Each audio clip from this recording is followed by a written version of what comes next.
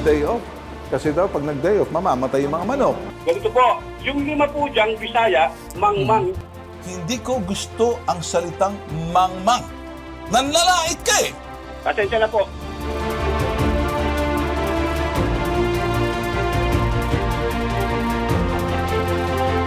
Sir Ryan po kasi nagbigay ng assistance letter sa amin. Sir, hindi po Kasi namin naging kilala, sir. Sir, consultant po sandali. namin. Ang taxi operator po, sir, hindi po yung mga pasahero. Hindi po sir, kasama na po yung pasero. Ay, teka Kaya muna, nga po sir. po- Teka muna. Ito importante. Kausapin nyo to, hindi nyo pwedeng i-package eh.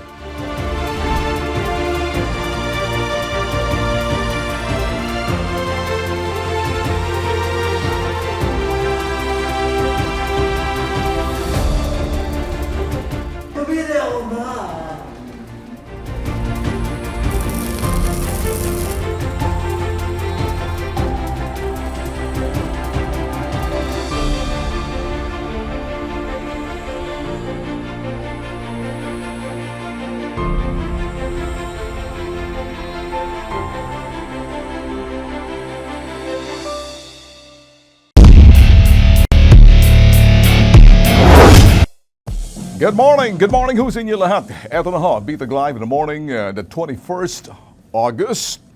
Wala hong pasok ngayon kaya medyo maluwang kali sa labas. Mamaya mga boss, papakita ho natin ang segment ho, aming ginawa hong public service. Ito ho'y Silang Cavite, nabulabog po. Yung K-Lee Travel and Tours, pinasara po ng Bitag. Pinakita po natin dito yan na kung saan matigas po yung nagmamay-ari. Korporasyon daw sila eh. Ang dami na ho nilang naloko. Ayan ho, Lee's Incorporated Travel and Tours. May paliwanag po sila sa kanilang Facebook page. Matapos po silang ipinasara ho ng mayor ng Cavite. Ayan, cease and desist order. Pinatigil na po sila sa kanilang pag-ooperate bago makaloko pa po sila. Ang dami pong naloko nila eh. Ngayon mga bossing, lumabas po sila sa TV at magbigay po sila kumbaga, sa kanilang Facebook page, tuloy pa rin po sila. In fact, manghihimasok na po rito ang alagad ng batas. At tutugisin po yung mga to, hindi po nagtatapos dyan sa pamamagitan po ng papasaraho ng kapareho ng mga ganyang klaseng negosyo. Malakas po ang loob nito dahil may abogado raw po sila. Matatawa po kayo kung anong gagawin mo ng susunod na hakbang ng Bitag mga bossing. Ngayon, yan pong segment natin mamaya ng konti. Marami po kami mga segments na pinapalabas mga boss. Some of them ay binabalik po namin for the sake of those na hindi po siguro napakapanood. But in the meantime, kami po ay magsasabi po sa inyo na pwede hong bisitahin ang aming YouTube TV Bitag Official. Ayan, Bitag Official. And then sa aming Facebook page, naka-livestream ho tayo. Sabay tuwinan papanood. Sa telebisyon, Luzon, Visayas at Mindanao, pwede ho kami sundan sa pamamagitan ho ng IBC TV 13. Yan po, nationwide. And of course, dito ho, CLTV 36, Central Luzon TV 36. Malakas po sila sa Central Luzon, karating po ng mga, ayan pong mga probinsya dyan, ng mga cable providers po nila. Sabay na napapanood ho tayo mga bossing. Ngayong umaga, kayo ba'y nag-coffee na mga boss? Okay, umpisahan ho natin. Magtatatlong buwan na pong nakalipas. Makailang beses na namin ito'y sinusulong dito po sa Bitag Live na gawing standard operating procedure ang body-worn camera. Nilabas po namin yan sa aming Facebook page noong, ayan po, June. Patuloy po natin isinusulong din po to. Ayan, nakikita nyo. Yan po, partikular yung mga field policemen natin, yung mga nagsasagawa ng kalang operasyon. Sa Quezon City ho, walang problema. Yan po nakikita nyo ang body-worn camera na yan. Malamang napanood ho ng Philippine National Police Public Information Office Chief na si Police Brigadier General Red Maranan. At yung mga medyang nag-interview sa kanya, kamakailan, kahapon. Ang programa hong Bitag Live noong Huwebes, August 17, ito po yung sinabi ko mga bossing. Panorin. Ang susi ho'y gawing standard operating procedure ng mga Philippine National Police pagsuotin lahat ng mga body-worn camera kapag nasa field during the operations with proper mission order sa kanilang hepe. Tiyak, mag-iingat po sila dahil makikita ang kanilang mga kinikilos. Ganun po. Alam niyo sa bansang Amerika mga boss, yun ho mga pulis doon, mga 2017, 2016, 15, pababa. Marami pong pang-aabuso, panlalabis po ng mga pulis Amerika sa Wisconsin and any part din sa ibang parte ho ng state in the United States. Inuunahan po sila ng mga mamamayan by getting cellphone, parang sa kanilang police brutality, blah, blah, blah. Yung pong gano'n, ang ginawa po ng mga pulis, ginawa rin po ng bansang Amerika, i-defund yung mga pulis, bawasan ng pondo, kaya tumas din ang krimen. Ngayon, bumabalik po yung estilo po ng transparency. Transparency is the key. Command responsibility is the key. Before the operation, kinakailangan meron ng standard operating procedure, meron hong mission order sa lahat ho ng mga operations nila. Kung sakaling wala, kahit ikaw nasa labas, kinakailangan gumagana ang body-worn camera mo yan kasi makikita po. Ganyan pong sa bansang Amerika. Bihira po ito sa atin dito yung mga rumiresponde mga pulis kasi ang nakikita ko lang po yan sa Quezon City po ni Josefina Belmonte, pero magaling po dyan sa Quezon City. Ito yung district director na si General Torre kasi implemented po yung sinasabing 3-minute respond, nakikita po kung minsan kahit na yung responde sa barangay, kasi yung mga suot po ng body-worn camera, tsaka sa mga field po, nakikita po nila, wala na po sa presinto yung mga pulis. Kaya hindi po pwedeng tatanga-tanga yung mga iba doon, kasi lahat po sila sa mga sector, magre-responde agad. Yung teknolohiyang ginagamit, yan po sa Quezon City ng QCPD.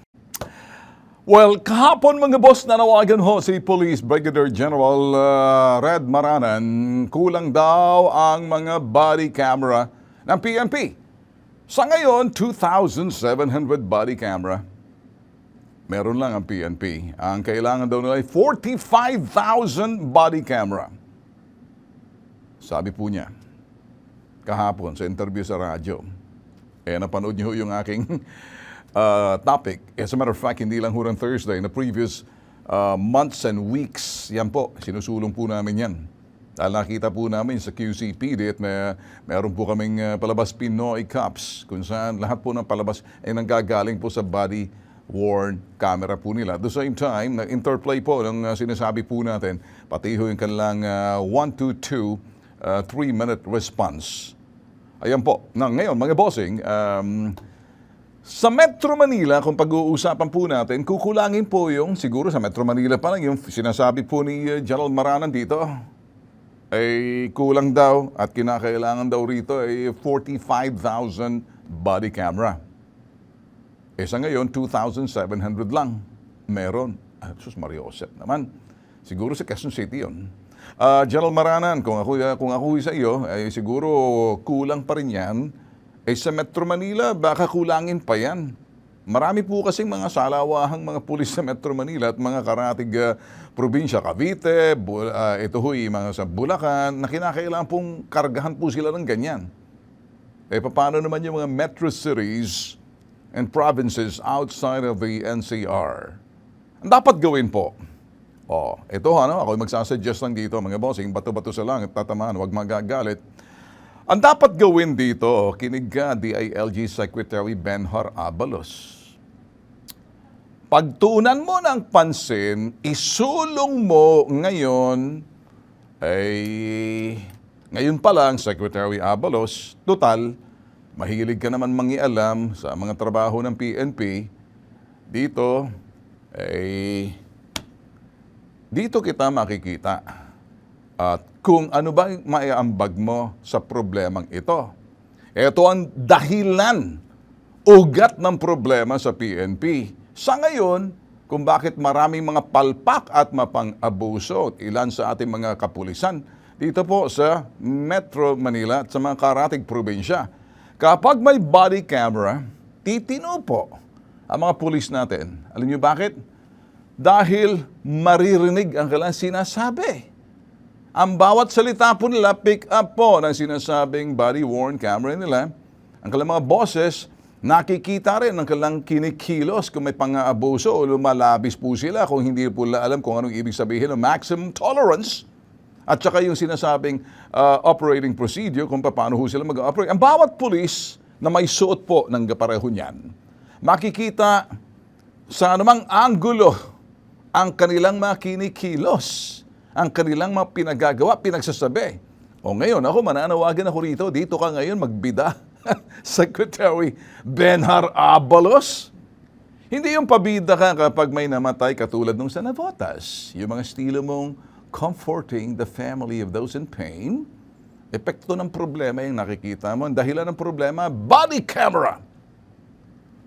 Pag nanawagan, pag nagawan mo, nananawagan sa'yo, pag nagawan mo ng paraan, lahat na body camera, ay meron tayo dyan, punuan natin, baka pag nakita natin na medyo may naisulong ka, baka naman tatatak sa isipan ng mga tao pagdating sa survey na balak mo maging senador, yan. Sekreto yan. Tip number 1 sa Bitag Live.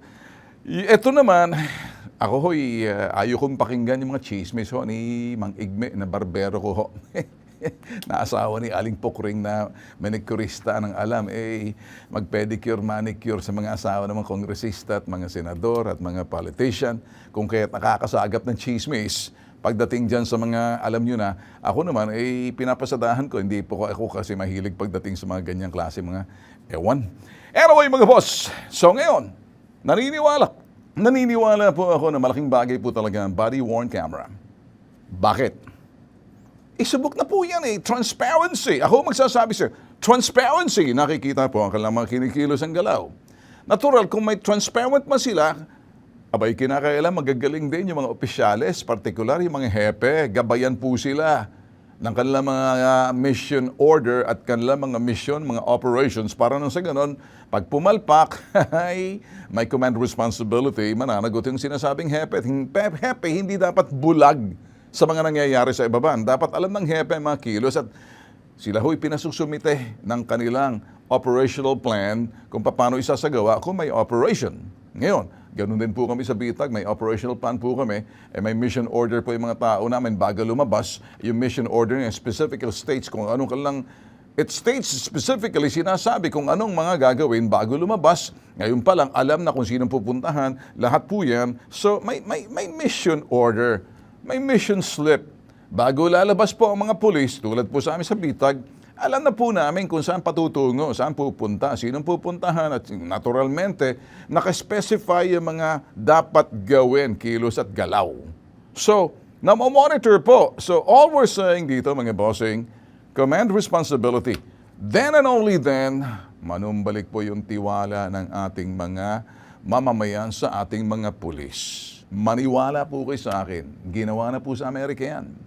In 2012, 13, 14, 15, 16, 17, 18, and 19, marami pong insidenteng naganap na mga police brutality pagdating po dyan sa Wisconsin, Pennsylvania, and some other states in the United States na medyo, ayun, nauso po, defunding. Sabi ko nga nung sa aking Thursday show, i-defund yung mga pulis, binabawasan po yung sinasabing pondohan sila dahil nagagamit pang abuso, nahihirapan po nagpista mga kriminal. Sa atin po, siguro pinaka-the best, ang ginawa po ng US was to make it a standard operating procedure. Lahat ho ng mga pulis patrolling the states of the United States and all states in the United States, abay meron po silang body-worn camera.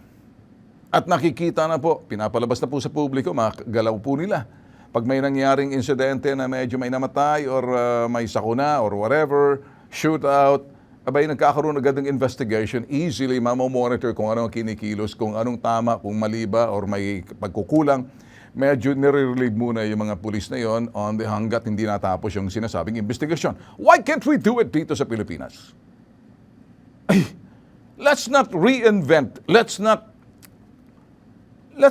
reinvent the wheel. Ang wheel po, bilog, ay ginagawa po sa ibang bansa. Hindi naman sa nangungopia tayo. Yun pong ginagawa nila. Bakit hindi po natin magawa rito? Kaya, alam ko na.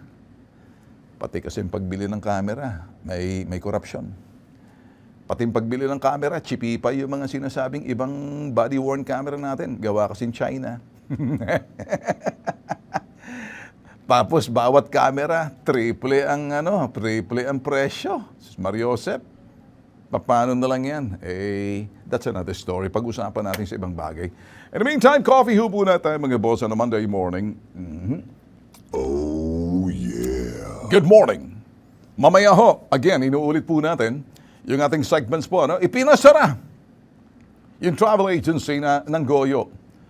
Ang galing po nito, Facebook page lang, nakaloko po sila ng dami po, Luzon, Visayas, Mindanao, sa pangako po na ikay magtutur. Bahala po sila sa iyong itinerary.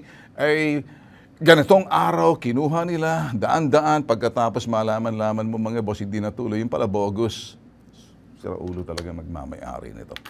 Ano pong ginawa namin? Mamaya, sinampulan po natin. In the meantime, mga boss, eto, magsasegue ho tayo segment, Mga bossing, simula po yung 2008, 10, 9, and 10, iba't ibang kaso po ng pang-aabuso ang inilalapit po sa atin. Ang mga naabusong lumapit po sa bitag noon, mga kasambahay na inabuso. Ayan po, nakikita ang file video noon. Pinalansya yung likod, pinakain ang kanyang buhok, pinaso ang kamay. Sus Mariosep, umabot na po sa Senado noon, yung pong mga panlulupit ng ibang mga amo na hindi naman mayayaman, katamtaman lang kung umasta, akala mo sila nagmamayari ng mga katulong bastos. In fact, if I remember in 2012, si Senator Jingo Estrada, nagsulong pong investigasyon hinggil po sa pangtotorture ng mga amo. Siya po. Ngayon babalik uli sa Senado. May bibida uli. Laging senadong takbuhan, kaya naman, tuloy, karamihan sa mga senador, puro pa epal na lang. Sorry sorry. But, bakit? Ito ho, ang mga tingnan, taon 2007, nang simulan umano na mag-asawang Reynald and Annalisa Marzan ang pagmamaltrato ng kalang kasambahay. Ayan po, kapatid po niyan, yung na-operate po namin, siguro may problema. Sinusugatan ng kutsilyo, pinapalo sa ulo ng matigas na bagay, sinasapak sa mata, pinapaso ng plancha, pinakakain ng mga ipis. Nagkaroon ng hearing sa Senado 3 beses, hindi sumipot ang mag-asawa, kaya sa tulong ng NBI, nalabasan ang warrant of arrest, sumuko ang inarereklamo, mag-asawang amo.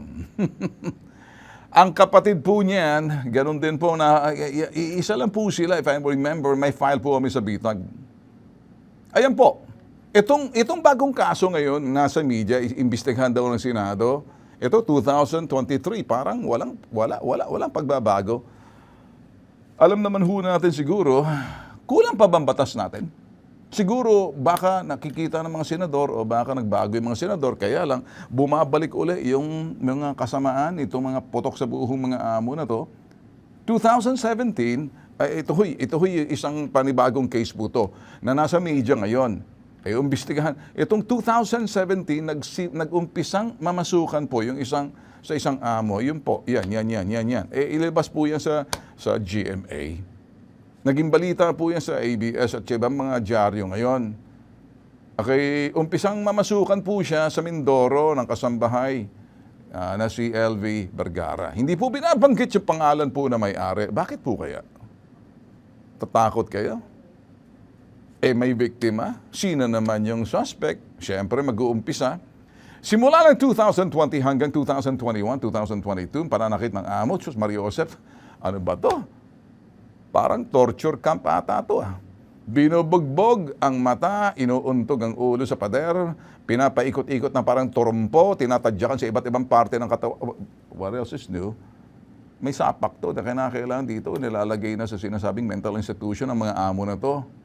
Mukhang kampon na ng demonyo ata.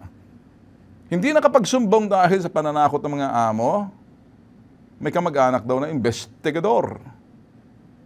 In 2021, nakatakas at lumapit sa barangay. Hindi pinapiniwalaan ng kapitan ng barangay, tinawagan ng amo, sinabihan ng barangay ang kanilang kasambahay.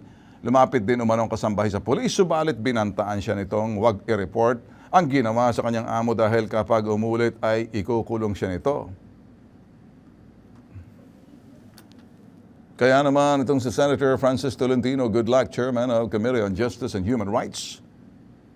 Makipag-ugnayan ka siguro, Senator Tolentino, kay Jingo Estrada. He knows a lot of this. Kasi hindi na bago to, nauulit lang eh. Deja vu. Yung possibility of filing a measure which seeks to impose stiffer penalty na naman. Kala ko ba tapos na to? Akala ko nakagawa na tayo rito. Siguro sample lang nyo, ipatawag nyo yung may-ari. Patawag nyo yung sinasabing amo. Kapag hindi sumipot, ikulong nyo sa Senado tulad ng ginawa ng Jinggoy. Puntahan nyo sa NBI, puntahan nyo. Puntahan nyo. Hindi ba? Hindi pa pinapangalanan. Ano to? Nauna na mga pangalan. Pero yung biktima nandyan, walang pangalan niya potok sa buhong, iho de cabron, polboron, kutsinta, puto. Magagalit ka talaga eh. Nawalan po na mata, 2017, ganyan yung itsura, 2023, ganyan na ngayon. Ano to? Can you believe it? Hindi pinapangalanan ng amo sa media.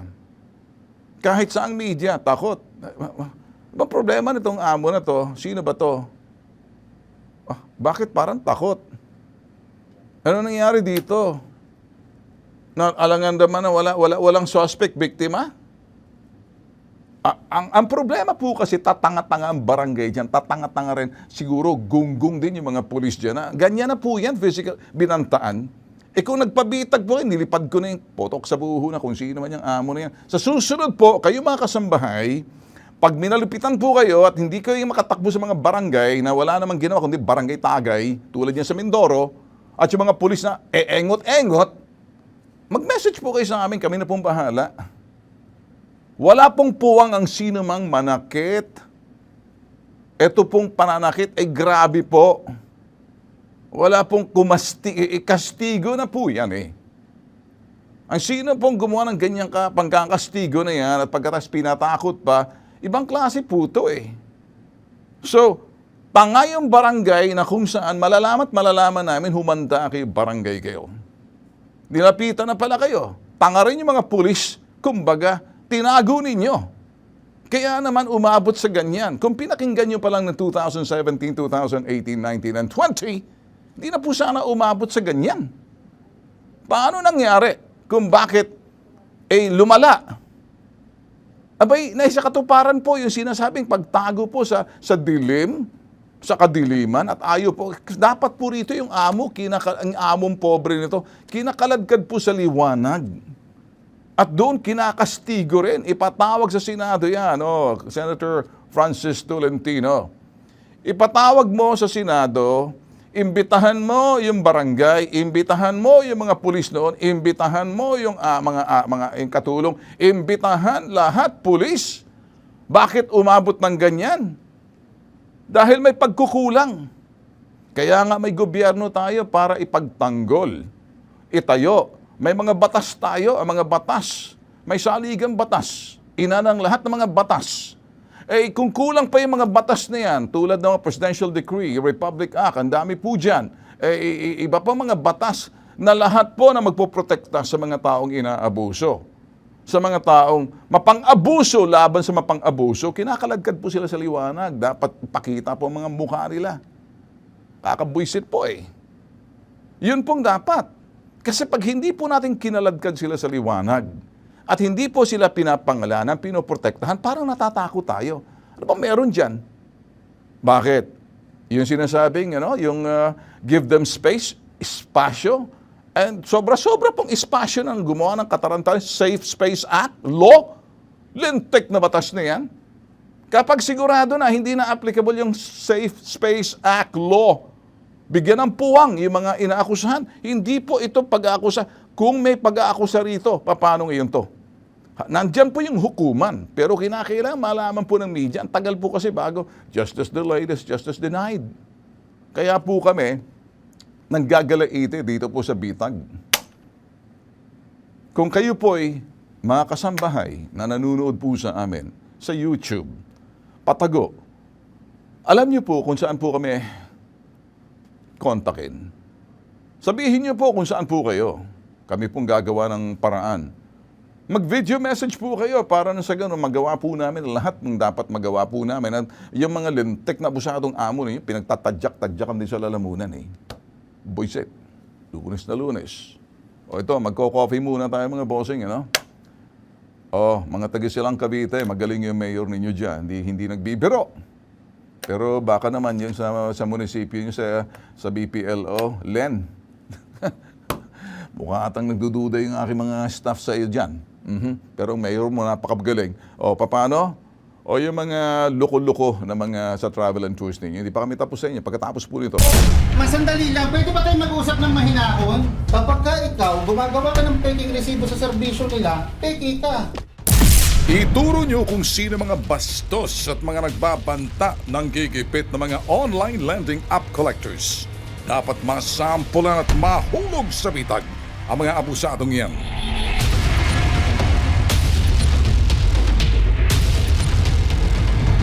Respetuhin mo siya, amo mo siya eh. Oy, dito mo bilangin sa harapan ng abogado. Ang kakapal na mukha nyo, ang amo ninyo, binabayaran yung 5,000. So kami sa bitag, hindi kami nakukuha sa drama. Hindi na po pwede yung bolahan, hindi na po pwede yung pangako-pangako. Tapatin mo na lang, huwag mo nang paasahin, huwag mong lokohin. Scammer.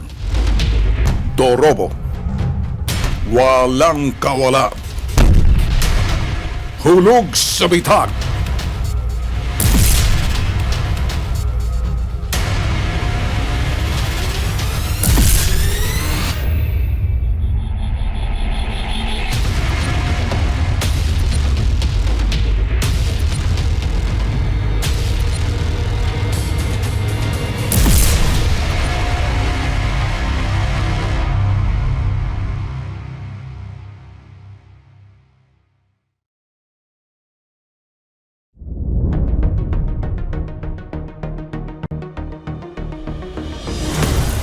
Galit po ako sa mga modus and scammers. Gusto niyo bang tulungan namin kayo, ma'am? Pupunta kami dyan para i-initiate na natin yung closure. Yes po. Pinupuntahan natin itong putok sa buho na travel agency na to. Tinitingnan natin, mukhang may lusutan dito. Habang sila mayor sa harapan, tayo sa likod. May dami pataas. Sa labas lang.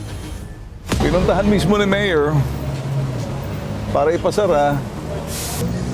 Malaking problema rito sa sinasabing travel agency na to.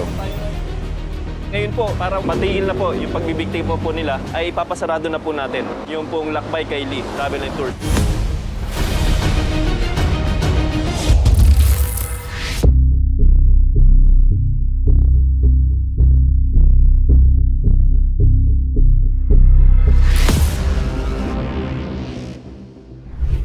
Nagsimula sa simpleng sumbong laban sa isang travel and tours.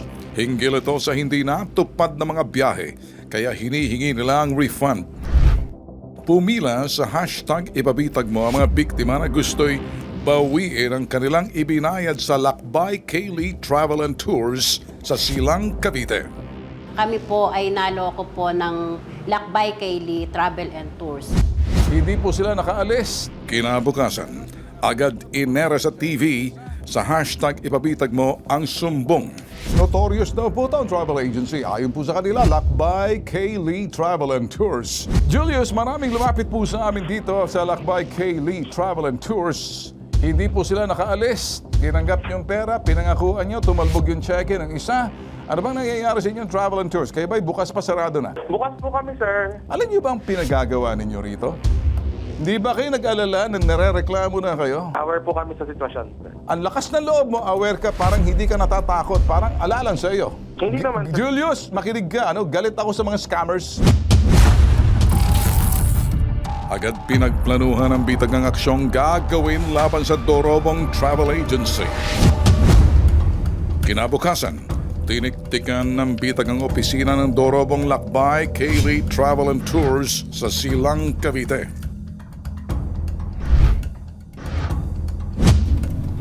Ito na ba yun? Yung Lakbay Kaylee? Nakakandado lahat yung dadaanan.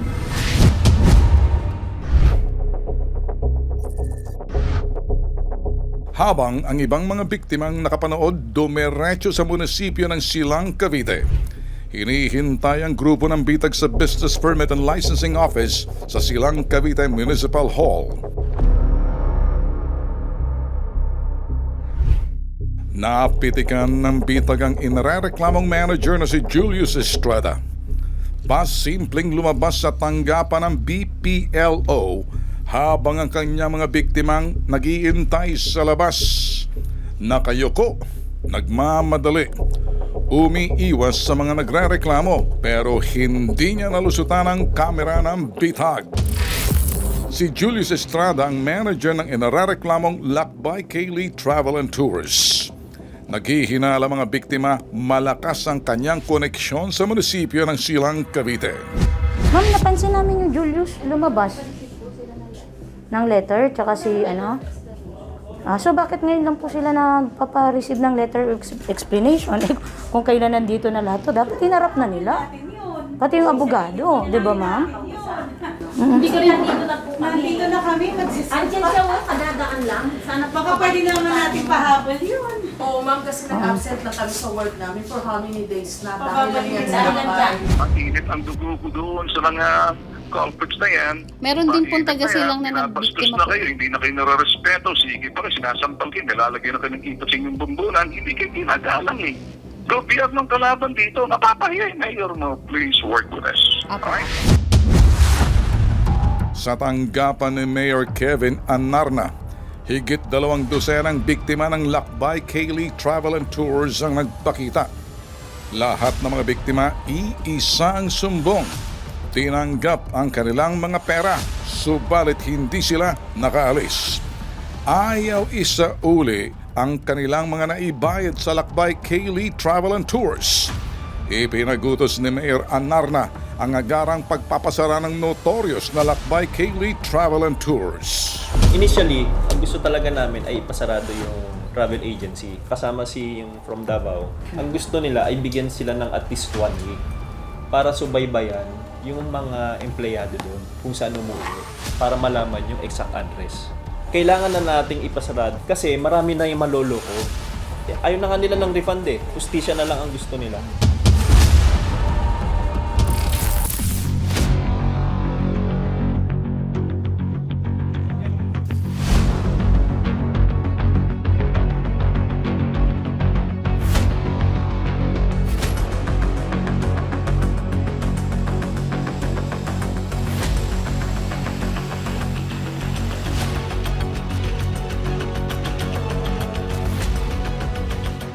We have a problem that may just be, what are we going to do with the victims? Actually, nung Tuesday, dapat papasarado na po namin. Yes. Tapos po, dumating po yung mga complainants. Yung, Yes. Hindi po yata yung complainants Yes. na pumunta po sa inyo. Kunento ko po yung experience namin sa Infinity. Same Okay. modus po. Okay. May same modus po. Yes. Pinasarado po kaagad namin. After Yes. po namin mapasarado, hindi na po nila nahabol yung... Okay. Oh, sabi yeah. ko po dun sa isa po, kung gusto niyo po, bigyan natin ng 1 week, manmanan natin kung saan umuwi Okay. yung mga empleyado. Para pag nagsarado sila, meron tayong additional na address kung saan papadaling sa PINA. So isa lang po ng aming gusto mangyari. Kung ang sistema po ng kapareho po ng pyramiding o networking scam, o sige, para mabayaran kita, alright, hayaan mo muna ako mag-exist. And then babayaran kong set. So, mambibiktima sila ng bago para mabayaran yung dati. Then it becomes an endless cycle. Yun ang gusto lang namin ipaabot sa iyo, May. Lakbay Kaylee Travel and Tours. Actually, this will be your last day dito po sa bayan ng Silang na mag-ooperate. Mamaya po, ipapasarado na po namin kayo. Sa sobrang dami ng nagre-reklamo po tungkol po sa inyo. It's April pa, yung isa April. Same reason kayo, system malfunction. Hindi nyo maayos-ayos muna bago kayo kumuha ng mga panibagong kliyente. So, yung mga circumstances surrounding Lakbay Kaylee Travel and Tours Agency ay talagang mapapaisip ka na ito'y allegedly balak mag-scam talaga.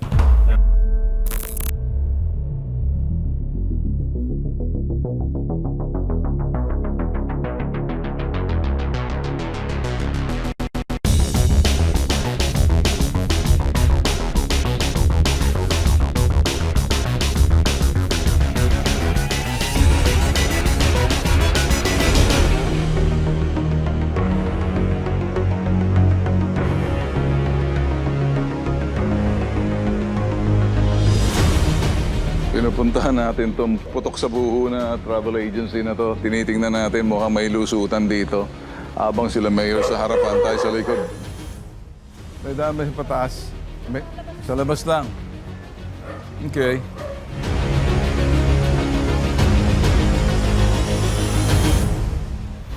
Pinuntahan mismo ni Mayor para ipasara.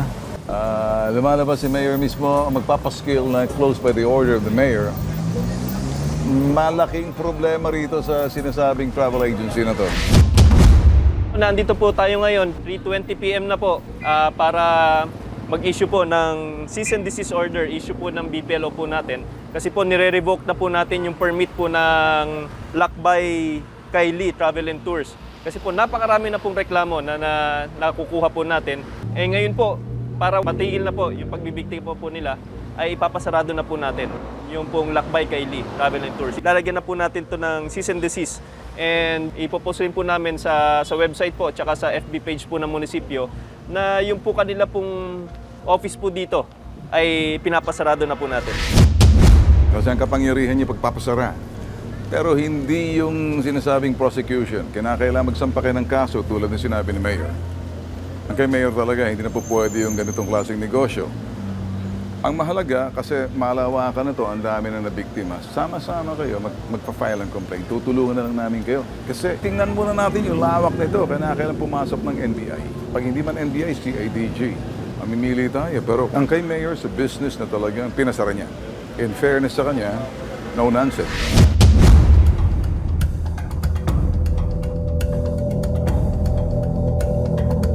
Isang linggong matapos maipasara ang Lakbay Kylie Travel and Tours, sandamakmak ng mga biktima nagpakita sa Bitag Action Center. Ito'y matapos nilang mapanood sa telebisyon ang pagpapasara ni silang Cavite Mayor Kevin Anarna sa narareklamong Lakbay Kylie Travel and Tours. Agad sinamahan ng Bitag Investigative Team ang mga nagrereklamo sa tanggapan ng PNP-CIDG sa Campo Crame, ang Anti-Transnational Organized Crime Unit, ang siyang hahawak ng sumbong dahil sa lawak ng mga nabiktima sa buong bansa gamit ang social media. Abangan!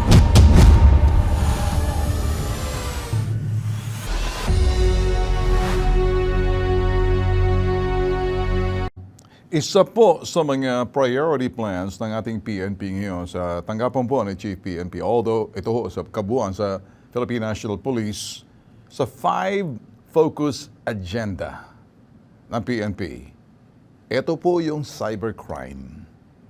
Mantakin nyo, ang dami po silang naloko. Gamit po yung social media. Yan po, nagkaroon pa ng, may mukha pa itong magpaliwanag kesyo, system malfunction, gas-gas na po yan. Abril, Mayo, Hunyo, Hulyo, Agosto. Talagang dinugas po yung mga tao, kapal na mukha. Ngayon, umanda kayo kasi hindi namin sasabihin ang susunod na hakbang. Maghihimas kayo matatabang rehas. Magsitago na kayo isa-isa, mag-ibang bansa na kayo habang wala pang mga warrant sa inyo, mga potok sa buho kayo. Hindi namin kayo sasantuhin at lalabas yan, mag-iiyak kayo na para kayong mga batang pisot. Sigurado yan. Tsak yan. So, hindi kami nagbibiro. Para doon po sa mga loko-loko at nakikipagsubukan na parang lalang, kahit na sino pang kapit nyo sa munisipyo, malalaman namin. Alam naman namin may kapit kayo dyan, nakatimbre agad nung dumating kami. Kawawa naman yung mayor, siguro dyan sa BPLO ninyo, umayos nga kayo. Umayos kayo. Hindi nyo kami maloloko. Sige, lalaruin namin yung laro ninyo, pero malalaman na, matutuhog namin, gagawin namin kayo para mga fishball. In the stick, tusok-tusok today. Yung sinasabing sweet and sour, gagawin namin kayong fishball, tusok-tusukin namin kayo. Isa-isa, para nang sagot na madala kayo, hindi kami mga eng-eng nakapareho nyo. Ngayon pa lang, isa-isa, may branch pa kayo. Sa lahat po ng mga luko-luko, especially po yung mga cybercrime, paigtingin, kasi ito po yung kalaban talaga. Maraming mga nabibiktima sa mga social media gamit po dyan. So mag-iingat po kayo. Mga boss, balikan po natin yung sinabi ko kanina, no? 2008, 2009, 2010, hanggang 2012, yung pong pangmamalupit sa mga kasambahay, malaking bagay po sa amin to eh. Nung araw pa namin sinasabi, discover po namin yan, tumatakbo po sa amin. Ito ho yung mga kasambahay sa Quezon City, sa ibang parte ng probinsya po natin na nagsusumbong na sila pinapasok po ng plancha tulad po niyan. Ba, hindi lang po dyan, tsaka yung mga pagpapakain po sa kanila ng buhok nila, padudurain sa yung bawat kasambahay, parang hinihasing. Ganun po ang kabastos ng mga ibang mga amo. Kaya ito hong nangyari dito sa, iyang po, kawawa naman po ito, ano? Ito po yung probinsyang, Mindoro. Importante talaga kung talagang seryoso ang Senado, papatawag niyan, si Senator Francis Tolentino, gawin mo. Nagawa na ni Senator Jingo Estrada in 2012. Ipatawag mo yung mga barangay, bakit binaliwala nila. Ipatawag mo pati mga pulis kung bakit ganyan. Ipatawag yung amo, sinong pinagsumbungan at bakit hindi nakaabot kung kaya't lumala. Ayan po, 2017 ang itsura, 2023 nabulag na. Hindi na po makatao to, hayop na po itong amo na to eh. Ay importante siguro, bossing, mag-iimbestigat, patawag yan. Ang problema, wala pong pulis. Wala rin pong mga barangay. So mag-uumpisa ngayon itong si Francis Tolentino. Maging aktibo po tayo, mga media, dapat pwede nang lapitan. Pagsumbungan. Kasi kung natatakot po yung iba, pati mga vloggers, pwede yung pagsumbungan ninyo dyan. Kapag hindi nyo na kaya at medyo mabigat na ng konti, pasa nyo sa amin. Kami yung mga sinasabing enforcer, terador. Pagdating niya sa mga loko-loko. Para nang sa ganun, hindi na yung parang, hindi ka makalapit sa pulis, hindi ka makalapit sa mga barangay, di lapitan mo kahit sinong vlogger o kahit sino, makaabot ma social media man lang. Malalaman namin yan. Simple lang po. Hindi po kulang yung batas natin pagdating po dyan. Sapat na po. Ipatawag yan pagkatapos pag magpasipot, ikulong nyo sa Senado, patikmin mo. Ganun na kasimple. Mga boss, abangan po natin to ha. Kami po nagpapaalam na. Adios.